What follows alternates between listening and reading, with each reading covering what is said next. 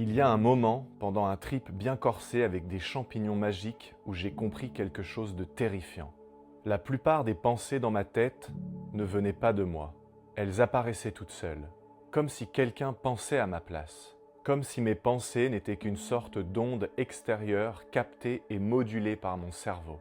Et quand j'ai compris d'où mes pensées venaient vraiment, ça m'a profondément bouleversé. Et le pire dans tout ça, c'est que si ce que j'ai compris est vrai, alors ça veut dire que la majorité des êtres humains ne pensent probablement pas par eux-mêmes. Donc une fois n'est pas coutume, mais permets-moi de commencer cette vidéo par une question. Es-tu absolument certain que tes pensées t'appartiennent véritablement? Si ta réponse est un oui spontané, alors j'ai une autre question pour toi. Si tu étais né par exemple en Afrique ou en Inde, penses-tu vraiment que tu verrais le monde tel que tu le vois aujourd'hui? Penses-tu vraiment que tu aurais les mêmes opinions sur la société, les mêmes réactions, les mêmes perceptions, le même vécu? Assurément que non. Donc, fort de cette évidence, comment peux-tu être absolument certain que tout ce que tu penses est réellement ce que toi, tu penses? D'ailleurs, si tu ne contrôles pas tes pensées, mais qui pense à ta place? Qui est le penseur derrière celui qui croit penser? Parce qu'après tout, on a tous l'impression de penser par nous-mêmes, n'est-ce pas? On a tous l'impression que nos idées viennent de nous, que nos opinions viennent de nous, que nos croyances viennent de nous. Mais ce soir-là, pourtant, sous l'effet de ce trip vraiment intense, j'ai ainsi commencé à voir quelque chose de beaucoup plus troublant.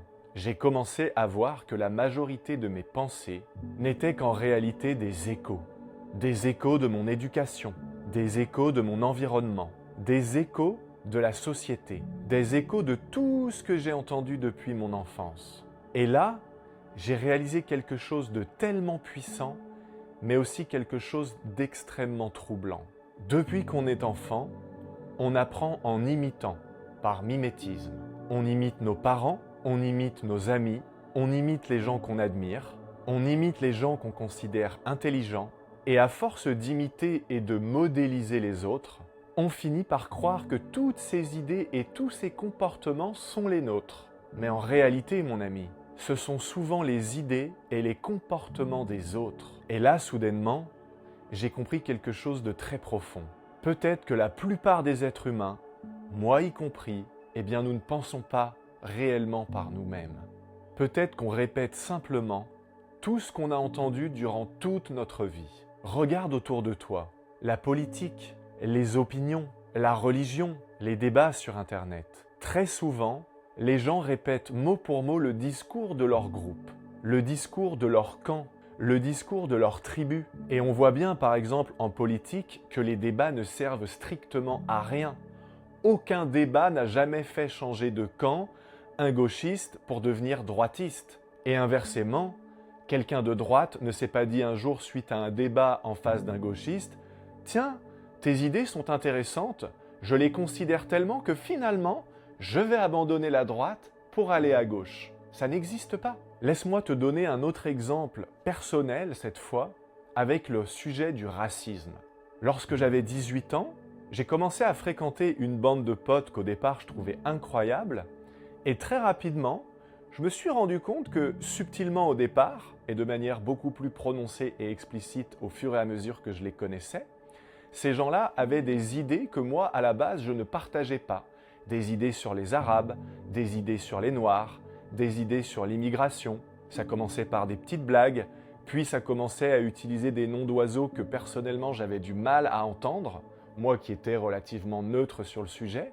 Et d'une part, je me suis rendu compte qu'à force de traîner avec ces gens-là, j'ai moi-même commencé, malgré moi, à adhérer à leurs idées. Oui, les Arabes sont tous des voleurs, l'immigration est le problème, la racine de tous les maux en France, etc. Tu vois le genre. Et puis à un moment donné, ça m'a dérangé parce que je réalisais, sans même m'en rendre compte, que ce n'était pas mes pensées, que j'étais en train, par mimétisme, de me conforter à mon nouveau groupe d'amis. Et lorsque j'ai commencé à rentrer de manière plus intime dans ce cercle social et à rencontrer les différents parents de mes différents amis, là j'ai eu un éclair d'illumination, je me suis dit mais en fait, ces amis-là ne sont que le produit de leur environnement. Ils répètent mot pour mot le bourrage de crâne, l'éducation, le conditionnement qu'ils ont reçu de la part de leurs parents. Personnellement, je ne dis pas qu'il n'y a pas des exceptions qui confirment la règle, mais si tu regardes les gens qui sont particulièrement virulents sur le sujet du racisme, si tu regardes l'étage du dessus, leurs parents, leurs éducateurs, leurs groupes sociaux, eux-mêmes sont des putains de racistes, tu vois. Et donc ce jour-là, j'ai compris les prémices de ce que j'ai fini par réaliser dans mon voyage sous champignons magiques. Est-ce que nos pensées nous appartiennent vraiment? D'ailleurs, je te laisse me dire en commentaire ce que tu en penses de tout ça. Mais par contre, si tu le fais, sois honnête. Avant d'écrire, prends un petit temps de réflexion et demande-toi, ce que je m'apprête à commenter, est-ce que je le pense vraiment? Ou est-ce que c'est une idée toute faite comme un automatisme que je m'apprête à écrire? Et là, il n'y aura plus aucun commentaire sous cette vidéo. Toujours est-il que ce soir-là, dans ce trip, j'ai commencé à voir quelque chose que j'avais touché du doigt avant dans l'exemple que je viens de te donner, mais que pour la première fois, je pouvais considérer d'une manière beaucoup plus évidente et beaucoup plus profonde. Moi qui pensais pourtant être un libre penseur, moi qui avais tellement travaillé sur moi-même, développement personnel, spiritualité, etc., j'étais persuadé que je pensais par moi-même. Moi, je ne suis pas un mouton, moi, je vois l'envers du décor, moi, je suis ce qu'on appellerait aujourd'hui un complotiste, je pense différemment, je vois les choses sous un autre angle, moi qui pensais avoir tout compris sur tout. Ce soir-là, j'ai vu que nos pensées sont principalement conditionnées par trois choses. Premièrement, notre environnement. Deuxièmement, notre groupe. Et troisièmement, notre besoin d'appartenance. Parce que figure-toi, il y a une vérité très inconfortable sur l'être humain. C'est que chaque individu a besoin du groupe pour survivre. C'est un mécanisme de survie profondément ancré dans notre ADN. Depuis des milliers d'années, être exclu du groupe, c'était souvent une condamnation irrévocable à mourir. Donc notre cerveau a développé un réflexe très puissant, se conformer. D'ailleurs, il y a énormément d'études sur le conformisme qui prouvent que si tu commences à agir différemment des autres, tu vas te sentir mal et tu vas même aller plus loin que ça, tu vas être prêt à adopter des pensées, des postures ou des positions qui sont contraires à ce que normalement toi tu pensais. Un exemple personnel avec le Covid. En bon rebelle que je suis, personnellement je considérais que porter un masque, c'était pas forcément quelque chose de très intelligent. En tout cas dans la rue. À ce moment-là, j'étais à Valencia en Espagne, le confinement commençait tout juste là-bas et quand tu marchais dans la rue, il fallait que tu portes un masque. Et moi, à tort ou à raison, parce que finalement je ne sais pas si ce que je pensais sur le Covid était vrai ou faux, toujours est-il que je me promenais dans la rue sans masque et j'étais littéralement le seul à le faire. Et je me suis rendu compte qu'il y avait deux types de regards qui se posaient sur moi. Ceux qui me regardaient d'un air où je pouvais sentir qu'ils étaient envieux dans le sens « bravo mec, respect, tu oses te rebeller » et il y avait de l'envie dans le sens « j'aimerais bien faire comme toi mais j'ose pas » parce que le conformisme était trop puissant pour ces gens-là. Et d'un autre côté, je voyais bien, la majorité des regards d'ailleurs, les gens qui me regardaient comme si j'étais le pire des fils de pute. Un assassin, un meurtrier, bref, tu comprends l'idée. Eh bien, figure-toi que, je vais pas te mentir, à plusieurs reprises, j'ai remis mon masque parce que même si on ne me faisait aucune remarque verbale, je sentais que c'était difficile à porter, cette différence, cette exclusion du groupe, parce que moi, simplement, je pensais différemment. Donc c'est extrêmement difficile de sortir de ce conditionnement social, du groupe et de l'appartenance à un groupe. C'est pour ça qu'on a tant besoin de se conformer, de penser comme le groupe, d'agir comme le groupe et de croire comme le groupe. Au fond, ça nous rassure. Et inversement, ça nous terrifierait d'être complètement isolés de toute forme de groupe, n'est-ce pas? Donc c'est là que la révélation que j'ai vécue pendant ce trip devient particulièrement dérangeante. Si nos pensées viennent de notre environnement, si nos pensées viennent du groupe, si nos croyances viennent de notre conditionnement et de notre éducation, alors la seule question selon moi à se poser devient vertigineuse. Qui sommes-nous? Qui suis-je? Qui sommes-nous vraiment? Est-ce que nos opinions sont vraiment les nôtres? Ou est-ce que nous sommes simplement le produit de milliers d'influences invisibles? Je repense à la polémique sur Cédric Doumbé, une écharpe dans le pied, etc. Tu en as forcément entendu parler. Il s'est fait rétamer dans les commentaires, littéralement. Et j'ai vu régulièrement des petits jeunes, notamment, là où la pensée est la plus fragile et là où le conditionnement est le plus fort, j'ai vu des petits jeunes dire « je me fous de sa gueule » parce que tout le monde fait pareil. Littéralement, je l'ai lu des dizaines de fois. Alors que peut-être le gars au fond de lui pensait complètement autre chose. Moi, personnellement, qui fais des arts martiaux, parce qu'évidemment, il est facile de critiquer quand t'es jamais monté sur un ring, mais moi qui fais des arts martiaux, la véritable règle quand t'es sur un ring, c'est qu'aucun élément extérieur n'est censé déranger un combattant. Alors oui, une écharpe dans le pied, ça fait rigoler, etc. Mais selon moi, l'arbitre, qui est un grand arbitre pourtant, et respect à lui malgré tout, il n'aurait pas dû terminer le combat et il aurait dû simplement permettre à Cédric d'enlever cette foutue écharpe dans le pied qui lui a valu tellement de critiques que franchement, derrière, faut être capable de l'assumer tout ça. Bon, mais encore une fois, ça reste mon avis. Et tu vois bien d'ailleurs dans cet exemple que mon avis, mon opinion, ma croyance est fondée sur le fait que je m'identifie du côté des combattants comme Cédric Doumbé parce que j'ai moi-même été un combattant. Bien évidemment pas au même niveau, mais je suis monté sur un ring. Donc forcément, je prends parti. Évidemment, si j'avais jamais fait de sport de combat, peut-être que je me serais complètement foutu de sa gueule comme tout le monde. Donc ça prouve encore une fois qu'on est essentiellement le produit de notre environnement. Donc pour résumer et pour arriver progressivement vers la conclusion de cette vidéo, eh bien durant ce trip intense aux champignons magiques, je crois que j'ai vraiment compris quelque chose de profondément troublant. Peut-être qu'en définitive, la plupart des êtres humains ne vivent pas réellement leur propre vie. Peut-être qu'ils vivent la vie de leur conditionnement. Peut-être qu'ils défendent des idées qu'ils n'ont jamais vraiment examinées par eux-mêmes. Peut-être qu'ils se battent pour des croyances dont ils ont hérité et qu'à aucun moment ils se sont arrêtés pour se dire « Attends, est-ce que c'est vraiment moi ou est-ce que ça vient de mes parents? Est-ce que ça vient de mes professeurs? Est-ce que ça vient de mon milieu social ? Est-ce que ça vient de ma religion? » La plupart des gens ne font pas ça. Et même ceux qui pensent penser par eux-mêmes, souvent ne pensent pas par eux-mêmes. Et c'est ce qui, dans mon cas, a été le plus troublant, parce que je rappelle que moi, fièrement, je pensais penser par moi-même, alors qu'en fait non, pas du tout. Et même encore aujourd'hui, je ne dirais pas que je pense à 100% du temps par moi-même. Ça, ce serait une forme d'ego spirituel et ce serait assurément une forme de mensonge. Donc la plupart d'entre nous pensons être libres, mais la réalité qui fait mal à avaler et qui demande beaucoup de courage et d'humilité pour l'admettre, c'est que la plupart d'entre nous, nous suivons en quelque sorte un programme invisible, un programme culturel, un programme social, un programme psychologique. Et ça, je ne sais pas ce que tu en penses, mais personnellement, ça m'a énormément secoué. Parce que si tu prends n'importe quelle personne, comme je disais en début de vidéo, et que tu l'as fait naître dans un tout autre pays, avec une toute autre culture, une toute autre religion et une toute autre idéologie, alors il y a toutes les chances pour que cette personne se mette à penser complètement l'inverse de ce qu'elle pense aujourd'hui. Prends un musulman né en Afrique et un chrétien de bonne famille, entre guillemets, né à Paris dans le 16e. Tu vois bien qu'il y a une énorme divergence de points de vue, d'opinion, de façon de prier, de façon de penser, de façon de se nourrir, de façon d'interagir avec les autres. Déjà, ils n'ont même pas la même langue, le même dialecte, etc.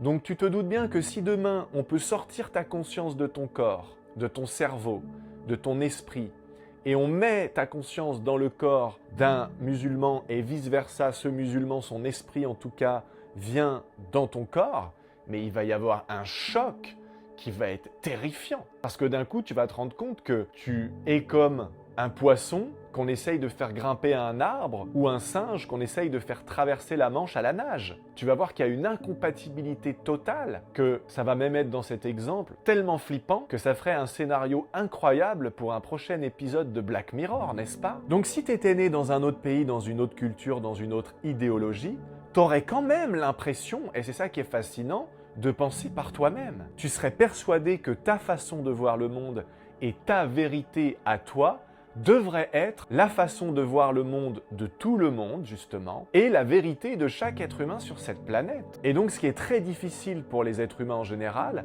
c'est d'accepter que la réalité que tu conçois, que tu perçois, n'est qu'une projection de ce que tu crois être, ou plutôt de ton conditionnement, de ton environnement et de ton éducation. C'est très difficile d'accepter que ma réalité à moi me paraît extrêmement objective, mais en fait, elle est à quasiment 100% subjective. C'est pour ça que tout le monde a raison. Ce que je vais dire là pourrait te choquer, mais un homme comme Adolf Hitler, de son point de vue, et moi personnellement je ne cautionne absolument pas ce genre d'atrocité ni ce genre de personnage, mais de son point de vue, il pensait faire le bien. Ça paraît fou. Mais si on prend du recul pendant 2 secondes, on peut être d'accord sur le fait que s'il pensait pas être en train de faire le bien, et potentiellement de sauver le monde, ben il n'aurait pas été en train de faire ça, c'est juste humainement pas possible, tu vois. Donc là, je prends un exemple extrême évidemment, mais tout le monde est, ou pense être en tout cas, dans le camp des gentils. Tout le monde pense avoir raison, tout le monde pense avoir la solution, mais c'est une illusion absolue. Et ça, c'est très difficile pour la conscience de l'admettre, ou en tout cas pour notre ego, pour le « je suis ». C'est extrêmement difficile à avaler comme pilule, je le conçois. Et c'est là que durant cette expérience avec les champignons magiques, j'ai compris quelque chose de très important. Penser par soi-même ne commence pas quand on a des opinions. Penser par soi-même commence lorsqu'on est capable de remettre en question toutes nos opinions. Et je dis bien toutes nos opinions. Quand on ose regarder nos croyances. Quand on ose en définitive se demander d'où vient cette idée? Pourquoi est-ce que je pense ça? Pourquoi est-ce que je pense que cette idée est une vérité? Pourquoi est-ce que je pense que moi j'ai raison et que l'autre a tort? Est-ce que cette pensée est vraiment la mienne? Ou est-ce que je l'ai simplement héritée? Et c'est exactement ça que ce trip m'a montré ce jour-là. Il m'a révélé que nos pensées sont comme des vagues. Elles apparaissent, elles disparaissent. Mais derrière ces vagues, eh bien, il y a quelque chose de beaucoup plus profond. La conscience. La conscience qui observe. La conscience qui regarde les pensées. L'observateur derrière celui qui observe. Le penseur derrière celui qui pense. Le témoin conscient, spectateur quelque part de sa propre existence, de ses propres pensées et même, je dirais, de ses propres émotions finalement. Et peut-être que la véritable liberté commence précisément à cet endroit. Pas dans les pensées, mais dans la capacité à observer les pensées, nos pensées. Et le point de bascule se fait justement quand j'arrive à prendre un pas de recul, un pas de côté entre ce que je crois être mes pensées et ce que finalement je peux requalifier de les pensées et non plus mes pensées. C'est ce qui va se passer inévitablement quand on va commencer à véritablement remettre en question ce qu'on croit être. En observant nos masques, en observant nos conditionnements, en observant nos illusions. Et c'est ainsi que, je crois, nous allons pouvoir commencer doucement mais sûrement à nous libérer pour de vrai. Alors je t'invite à exprimer en commentaire ce que tu penses de toute cette réflexion. Et attention, le piège serait de te dire que tout ce que je te partage ici, c'est la vérité universelle, indiscutable. Maintenant, si tu veux aller plus loin, et si tu sens que ces réflexions profondes au sujet de l'existence et de la conscience humaine te parlent, si tu sens que ces questions existentielles, j'ai envie de dire, te travaillent aussi, eh bien sache que j'ai créé un espace où on explore précisément ce genre de questionnement. J'ai donc un groupe Telegram complètement gratuit. Tu peux entrer en un clic et en sortir en un clic, où on est à ce jour près d'1 millier de personnes connectées tous ensemble pour réfléchir profondément à toutes ces questions, à parler de conscience, de psychologie, de spiritualité, de philosophie, de science, et je dirais surtout même de science de la conscience. Un groupe d'entraide où on essaye de voir plus clair sur ce qui se passe et sur ce qui se joue en nous et donc autour de nous. Parce que dans ce groupe, nous avons conscience qu'en grande partie, ce qu'on vit dans notre réalité extérieure est le produit de notre réalité et donc de notre conditionnement intérieur, n'est-ce pas? Donc si tu veux aller plus loin, le lien est dans la description ainsi qu'en premier commentaire épinglé de cette vidéo. Et d'ailleurs, pour conclure, j'en profite pour t'annoncer qu'en juin prochain, j'organise la prochaine édition de The Experience, la 5e édition d'une retraite particulièrement bouleversante. Une immersion totale dans une déconnexion la plus absolue où l'objectif est très simple. Pendant plusieurs jours, en petit comité, on va sortir du bruit du monde, on va sortir du bruit de nos pensées, sortir du conditionnement, sortir des masques, sortir des automatismes. Et on va, grâce à des protocoles très précis, réapprendre à observer notre esprit, à voir nos croyances, à voir nos mécanismes, à voir le penseur derrière celui qui croit penser, à reconnecter avec l'observateur derrière celui qui croit observer. Et en définitive, à commencer ou à recommencer à penser réellement par nous-mêmes.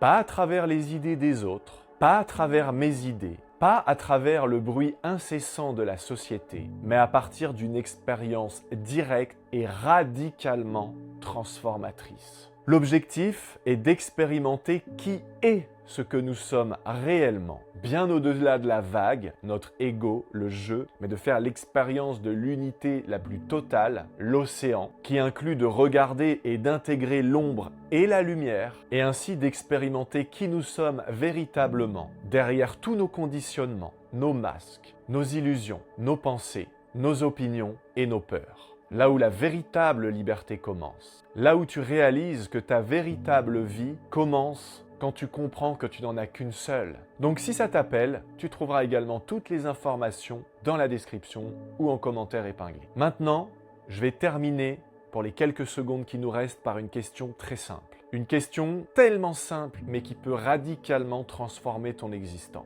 Ce que je t'invite à faire, c'est que la prochaine fois qu'une pensée ou qu'une opinion apparaîtra dans ton esprit, demande-toi simplement, est-ce que cette pensée, elle vient vraiment de moi ou est-ce que je suis simplement en train de répéter le bruit du monde ?